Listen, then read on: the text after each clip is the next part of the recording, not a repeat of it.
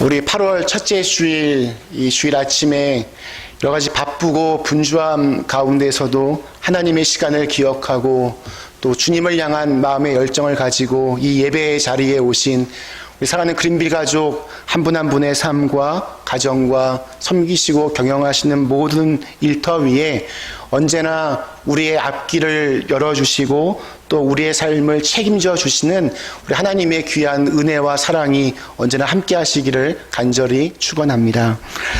1992년 46살의 젊은 나이로 우리 빌 클린턴은 미국의 대통령으로 당선이 되었습니다.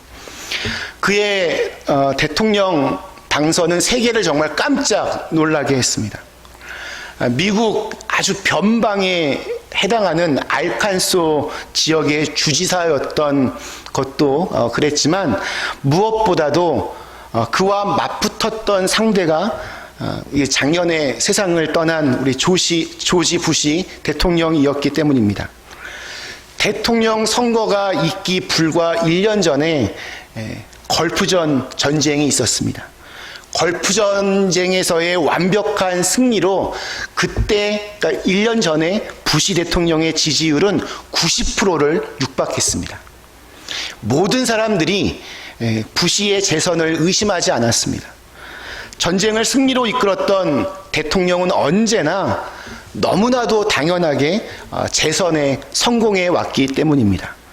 그런데 정말 새파랗게 젊은 시골 출신의 클린턴은 기가 막힌 선거표 하나로 사람들의 마음을 뒤흔들어 놓았고 순식간에 지지율을 역전시켰습니다.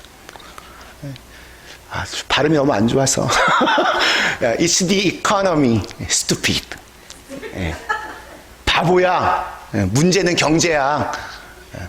진짜 기발한 문구입니다. 그는 승리감에 도취되어 있던 사람들에게 정작 중요한 것은 경제 문제라고 지적하면서 이 표 하나로 일량 미국의 대통령이 되었습니다. 저는 오늘부터 앞으로 2달 동안 이 에베소서 6장에 나와 있는 말씀을 근거로 영적 전쟁에 관한 메시지를 전하려고 합니다. 똑같은 본문으로 2달 동안 이제 설교하려고 하는데 이 클린턴의 선거 슬로건을 빌려 쓴다면 It's the spiritual war, stupid. 바보야, 영적 전쟁이야. 근데 뭐 제가 바보라고 그래서 너무 기분 나빠야 하지 마십시오. 여기서의 바보는 여러분이 아니라 사실 저에게 하는 그런 말이었습니다. 너무 화내지 마십시오. 예전에 어떤 모임에 갔는데 선배 목사님이 목사는 7년마다 교회를 옮겨야 된다. 그래야 좋다라는 말씀을 하셨습니다. 한 교회에서 7년 정도 있으면 교인들이 목사를 싫어하든 목사가 교인들을 싫어하든 아니면 목사가 자기 스스로 자기가 마음에 들지 않든 자꾸 그런 좋지 않은 마음들이 들어서 알아서 임지를 옮겨야 한다는 것이었습니다.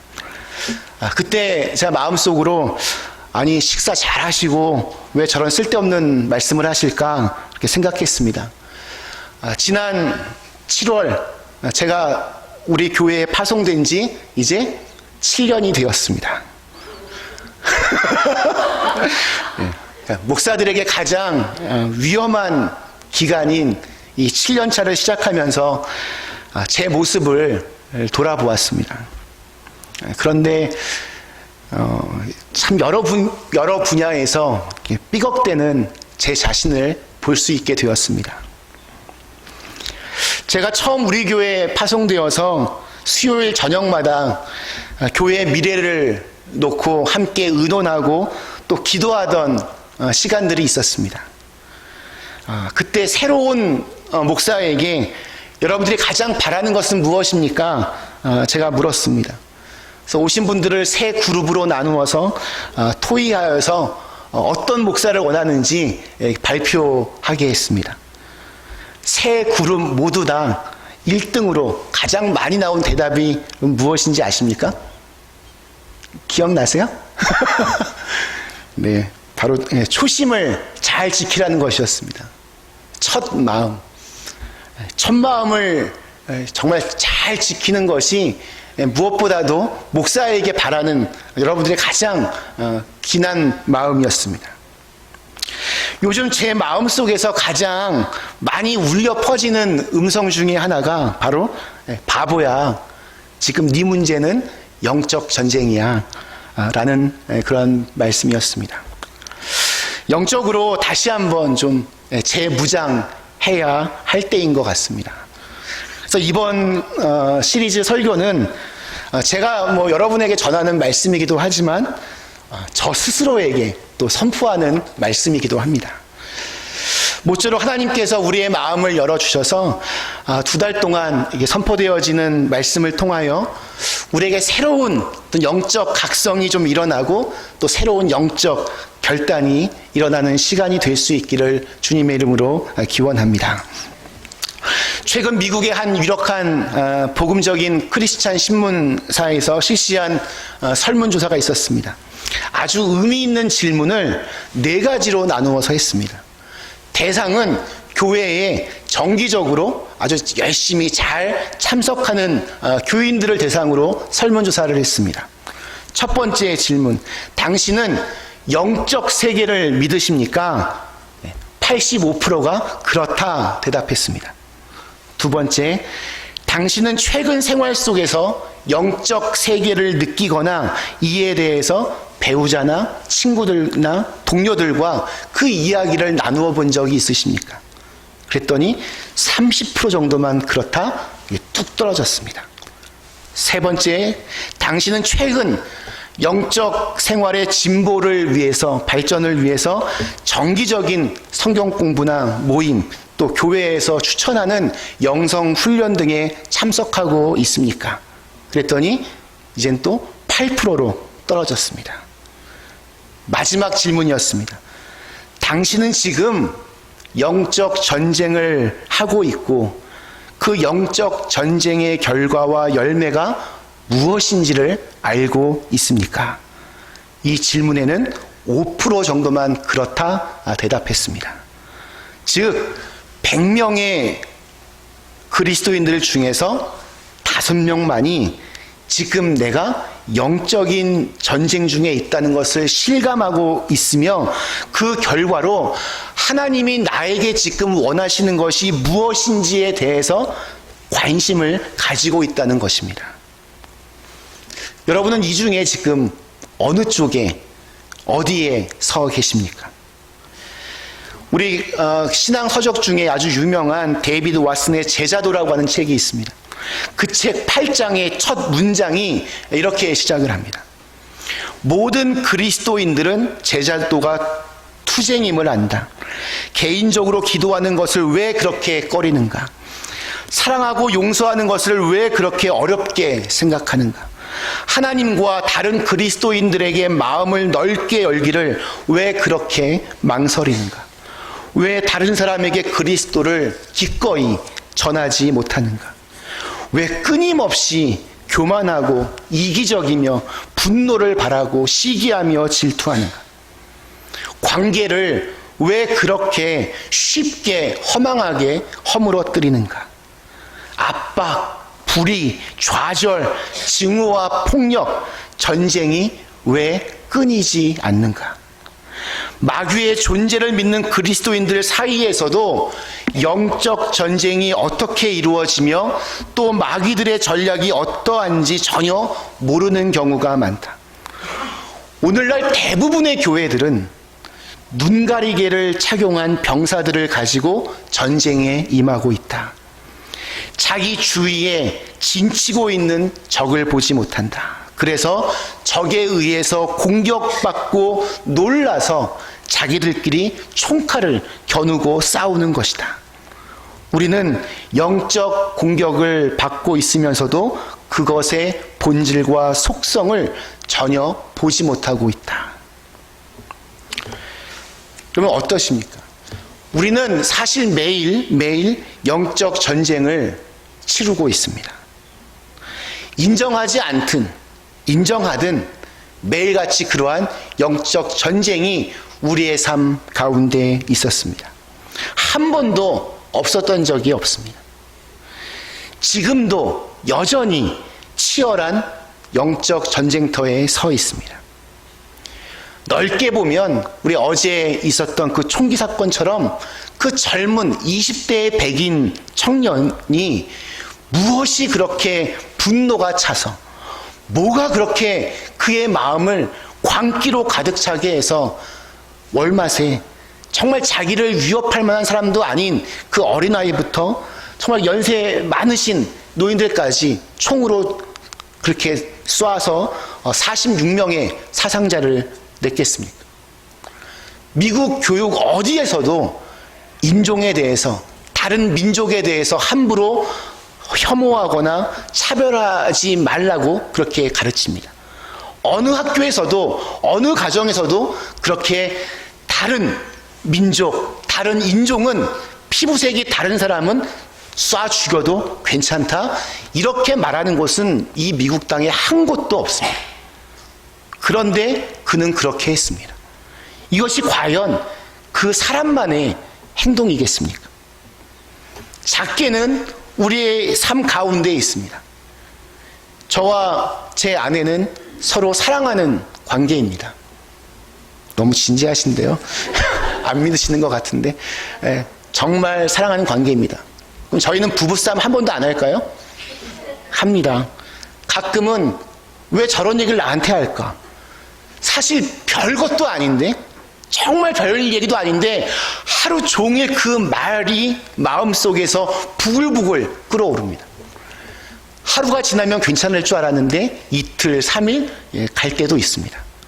제가 좀 뒤끝이 있습니다. 그런데 곰곰이 생각해 보면 사실 좀 시간이 지나면 뭐 때문에 화가 났었는지조차 잘 기억도 나지 않는 그 일 때문에 내가 왜 그렇게 분노하고 정말 죽고 싶은 생각이 들 만큼 너무 힘들었을까? 그냥 마음의 분노만은 분명히 아닐 것입니다. 그 이면에 무엇이 있었는가를 우리는 볼 수 있어야 됩니다. 매일같이 우리는 그렇게 영적인 전쟁을 치르고 있습니다. 오늘 읽은 12절 말씀에 보면 우리가 싸워야 할 대상이 누구인지가 나옵니다.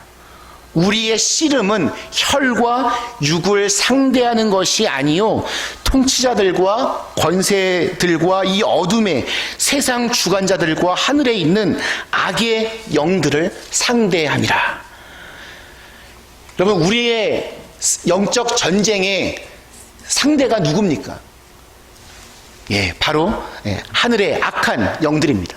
마귀라고도 불리고 사탄이라고도 불립니다. 근데 이 얘기는 보면 영적 전쟁은 사실 굉장히 까다롭고 쉽지 않습니다. 왜냐하면 눈에 보이지 않는 싸움이기 때문입니다. 눈에 보이지 않는 싸움이기 때문에 싸우는 게 쉽지가 않습니다.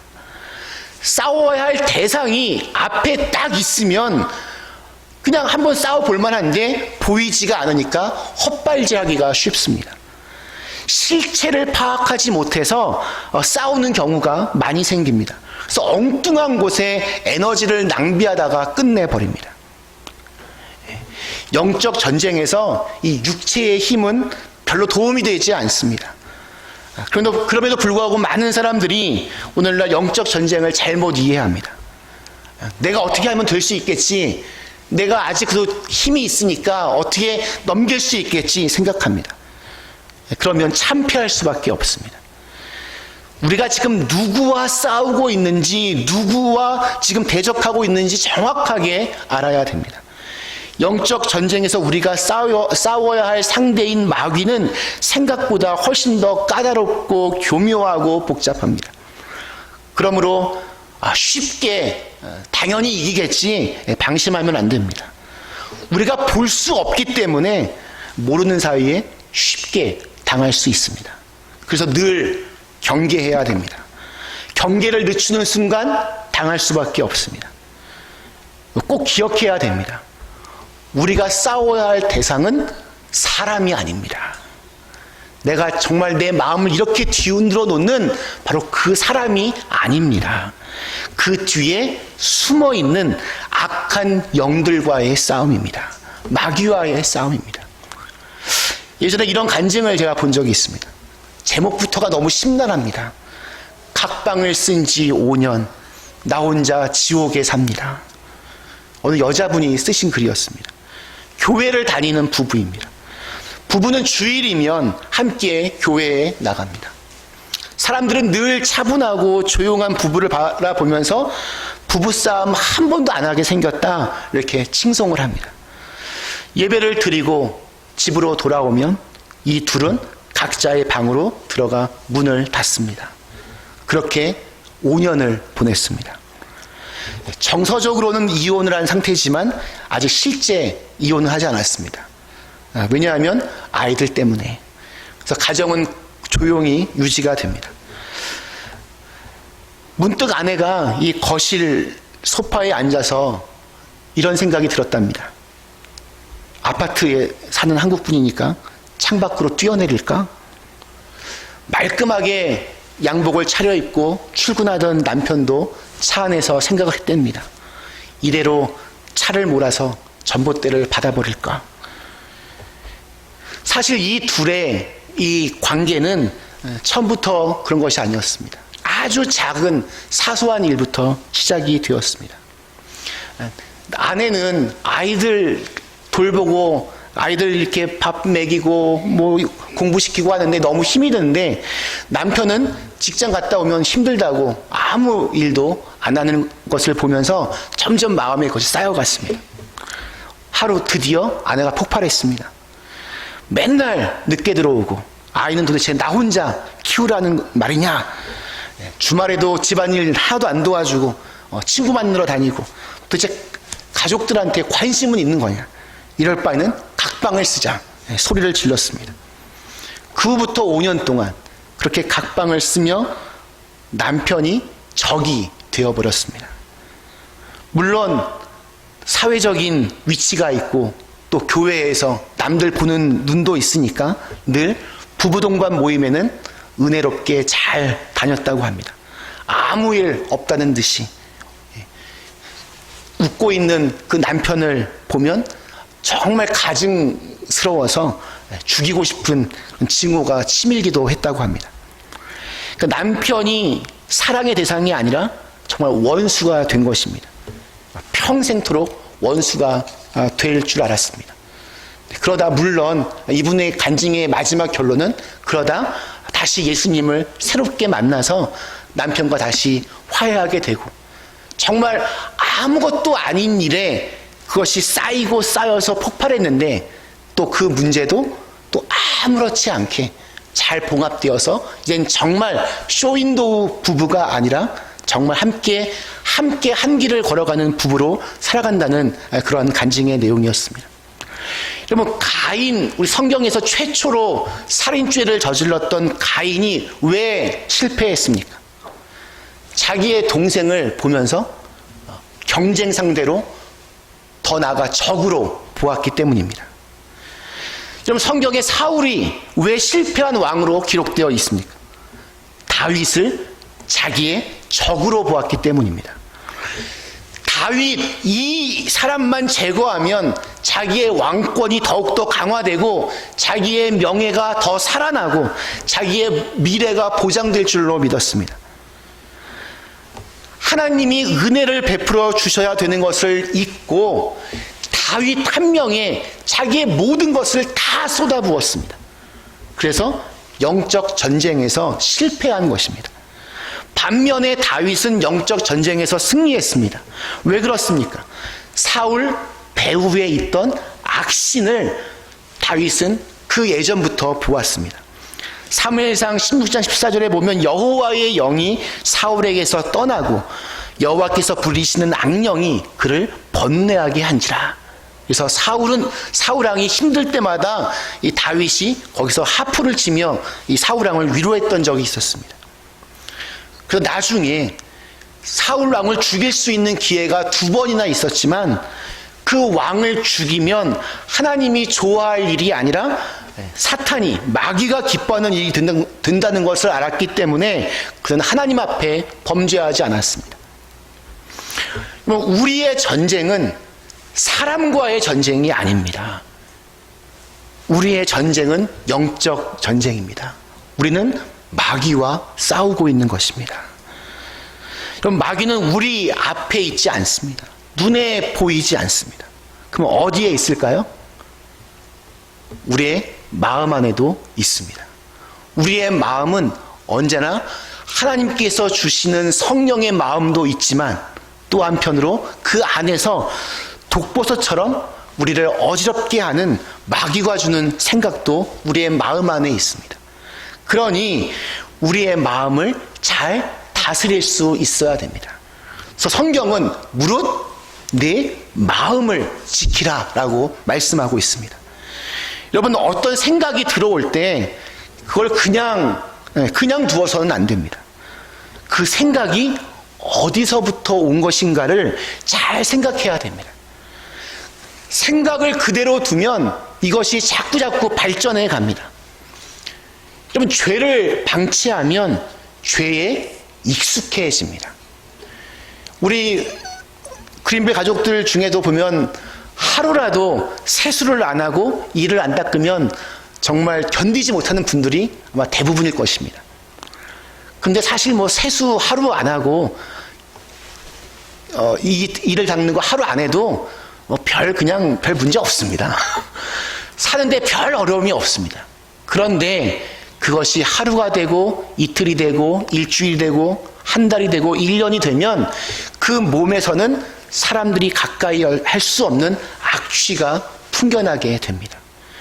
죄를 우리의 마음속에서 계속 이렇게 방치해 두면 그렇게 우리를 악취나는 존재로 막 바꾸어 버립니다. 여러분, 죄에 익숙해지면 정말 큰일 납니다. 죄도 쌓이고 쌓이면 그 힘이 점점 더 강성해집니다. 여러분, 도박이나 폭력이나 낭비벽이나 알코올 중독이나 각종 이런 중독되는 것들을 한번 보십시오. 처음엔 별거 아닌 걸로 시작합니다. 근데 그것이 반복되면서 그것이 습관이 되고 그 습관이 쌓이고 쌓여서 정말 이제는 그것을 끊지 못하는 죄로 발전하게 됩니다. 습관적으로 이렇게 분노하는 사람들이 있습니다. 처음부터 그렇게 막 분노하는 것이 아닙니다. 그 사람으로 하여금 분노하게 하는 그 어떤 것이 있습니다. 그 마음속에 그 어둠의 상처가 계속해서 쌓여서 내 마음을 지배하게 되면 그 사람은 분노의 사람이 되어버립니다. 우리는 예수님께서 거라사의 광인을 고쳐주신 것을 기억합니다. 거라사의 광인, 미친 사람. 미친 사람은 정말 말 그대로 미친 사람입니다. 여러분, 얼마나 무서운지 쇠사슬로 그의 몸을 묶어 놓았습니다. 사람들이 살지 않는 무덤가에 그를 그렇게 방치해 두었습니다.